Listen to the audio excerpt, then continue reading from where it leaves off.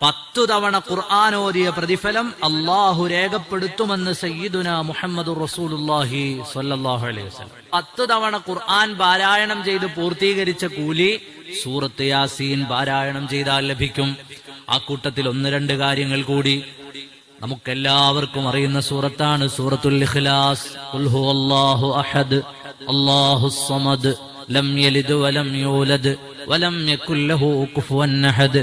അത് ഖുർആനിന്റെ 1/3 തുല്യമാണെന്ന് സയ്യിദുനാ റസൂലുള്ളാഹി സ്വല്ലല്ലാഹു അലൈഹി വസല്ലം സുലുസുൽ ഖുർആൻ.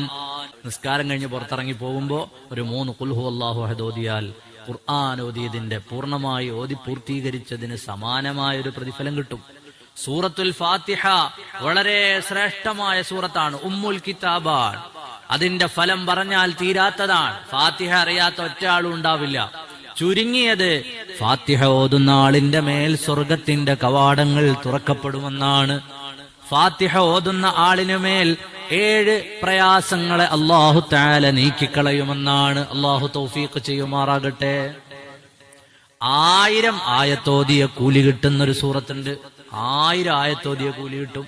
വിശുദ്ധ ഖുർആനിൽ 6000-ലധികം ആയത്തുകളാണുള്ളത്. 1000 ആയത്ത് ഓതിയ കൂലി കിട്ടുന്ന സൂറത്ത് ഏതാണത്?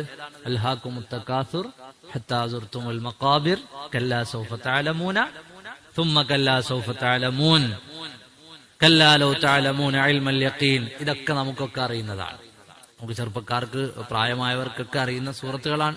ഇതൊക്കെ പാരായണം ചെയ്താൽ കിട്ടുന്ന കൂലിയാണ് പറഞ്ഞത്. ഖുൽ യാ അയ്യുഹൽ കാഫിറൂൻ ഓതിയാൽ ഖുർആനിന്റെ 8-1 പാരായണം ചെയ്ത കൂലി കിട്ടും. അപ്പൊ ഈ ചെറിയ ചെറിയ സൂറത്തുകൾ നമ്മളെ കാഴ്ചയിൽ അത് ചെറുതാണെന്നേ ഉള്ളൂ. അതൊക്കെ പാരായണം ചെയ്താൽ നമ്മൾ വിചാരിക്കാത്ത വലിയ പ്രതിഫലം അല്ലാഹു തആല നമുക്ക് നൽകും. അപ്പൊ ഖുർആനിൽ നിന്ന് 10 തവണ ഖുർആൻ ഓതിയതിന് സമാനമായ പ്രതിഫലമാണ്. അതാണ് നബി സല്ലല്ലാഹു അലൈഹി വസല്ലമ തങ്ങൾ പറഞ്ഞത്, വമൻ ഖറഅ യാസീൻ കതബല്ലാഹു ലഹു ബിഖിറാഅതിഹാ ഖിറാഅത്തുൽ ഖുർആനി 10 മർറാത്ത്. 10 തവണ ഖുർആൻ ഓതിയതിന് സമാനമായ പ്രതിഫലം അല്ലാഹു തആല നൽകുമെന്ന് സയ്യിദുനാ റസൂലുള്ളാഹി സ്വല്ലല്ലാഹു അലൈഹി വസല്ലം. സൂറത്ത് യാസീന്റെ ശ്രേഷ്ഠതകൾ ഒരുപാട്.